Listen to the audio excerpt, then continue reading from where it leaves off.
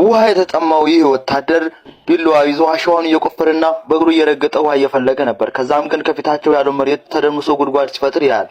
ወታደሩም በደስታ እየጮኸ ለሁሉም ይነግራቸውና ከዛ ጉድጓድ ውስጥ በቂ ውሃ እንደሚያገኙ ተረድተው ታዲያ ላለፉት 3 ቀናት አንድ ጠብታ ውሃ እንኳን ሳያገኙ የቆዩት እነዚህ ወታደሮች የመጨረሻ ተስፋቸውን በዚህ ጉድጓድ ላይ ጥለው ነበር።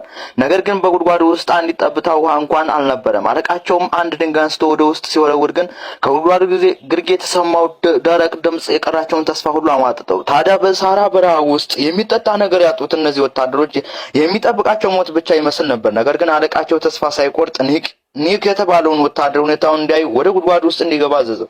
ከዛ ግን ከታች ከጉድጓዱ ግርጌ በአሸዋ በስተቀር ምንም አልነበረም። ኒክ ተስፋ ቆርጦ ሊወጣ ሲል ግን የጉድጓዱ ግድግዳ በትንሹ እርጥበት እንዳለው ያስተውላል። በእጁ በግድግዳው ላይ ሲያሳርፍ ጥቃቅን የውሃ ጠብታዎችን ያገኛል። ከዛም አይኖቹ በደስታ ተሞልተው ውሃ የሚቀዳበትን ነገር እንዲሰጡ ጓደኞችን ይጣራል። እናም ሁሉም ያላቸውን የብረት ጣሳዎች ለመስጠት እየተሽቀዳደሙ ሳለ ኒክ ግን አንድ ጠብታ ውሃ